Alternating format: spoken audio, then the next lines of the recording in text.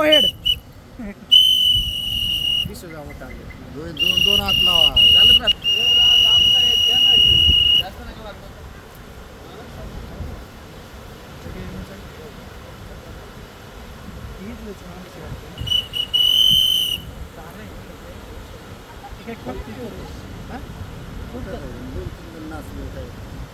हा ते बांबू मला तर काय पोहता येत नाही.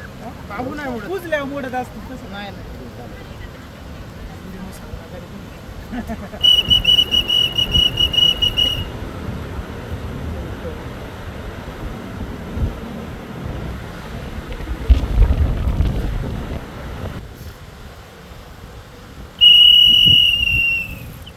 पर्यटनाचा थेट संबंध तसा रोजगाराशी जोडला जातो.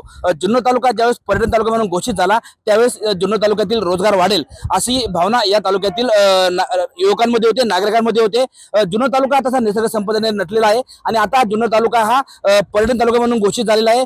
जुन्नर तालुक्यातील नाणेघाट परिसरामध्ये वर्षा पर्यटन मोठ्या प्रमाणात होत असतं आणि या वर्षा पर्यटनाचाच फायदा घेण्यासाठी या भागातील काही आदिवासी युवकांनी या ठिकाणी आपण पाहू शकता या छोट्या छोट्या तलावांमध्ये स्वतःच्या कला कौशल्याने, स्वतःच्या अकल हुशारीने एक छोटेसे असे काही उपक्रम तयार केले. झुलता पूल असेल किंवा तराफा असेल, अशा काही सुविधा या व्यावसायिकांनी स्वतः तयार केल्यात आणि त्यातून आपला रोजगार निर्माण करण्याचा व्यावसायिकांनी प्रयत्न केलाय. काय सांगा, खरं तर तुम्ही या ठिकाणी हा एक छोटा तलाव आहे आणि त्याच्यामध्ये स्वतः तुम्ही झुलता पूल केलाय. व्यवसाय वेगळा तयार करण्याचा, या भागात येणाऱ्या पर्यटकांना आकर्षित करण्याचा तुम्ही प्रयत्न केलाय.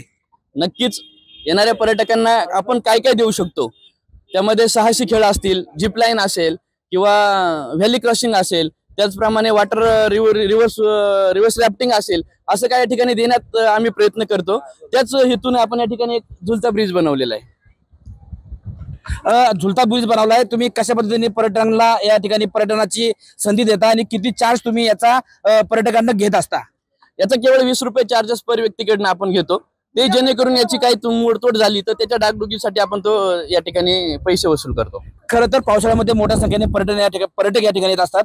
तुम्ही हा छोटा तलाव आहे, या ठिकाणी तुम्ही झुलता पूल केलाय. अजून काही वेगवेगळे तुम्ही या ठिकाणी साधनं केलेत, काही झिपलाईन किंवा अजून काय काय केलंय?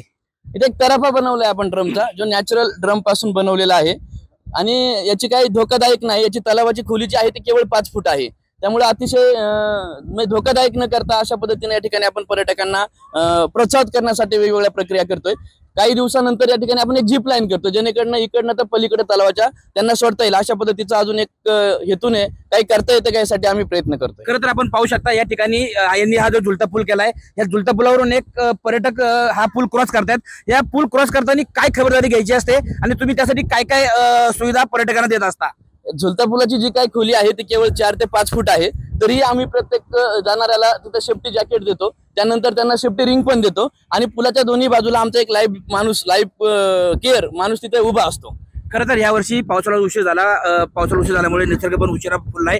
असं असताना आता पर्यटन सुरू झालंय, मात्र शासनाने पर्यटनावरती काही ठिकाणी निर्बंध घातलेत. या भागात काही निर्बंध आहेत का? निर्बंध नक्कीच आहेत.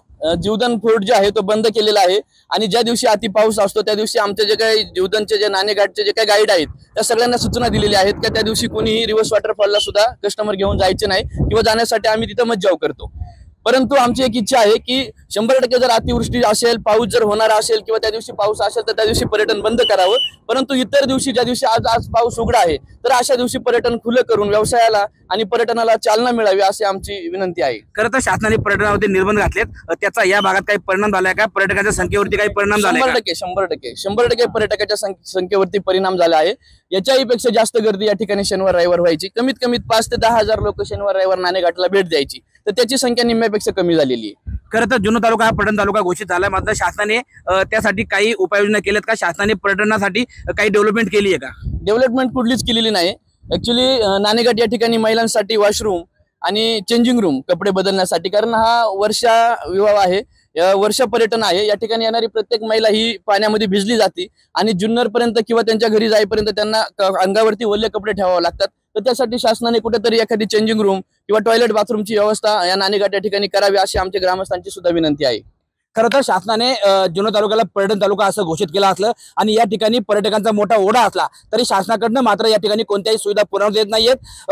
पर्यटन त्याच वेळी डेव्हलप होईल किंवा पर्यटनातून रोजगार तेव्हाच निर्माण होईल ज्यावेळेस शासन खऱ्या अर्थाने या भागामध्ये लक्ष घालत. टाइम्स नाऊ मराठीसाठी सचिन तोडकर, घाटगर, जुन्नर.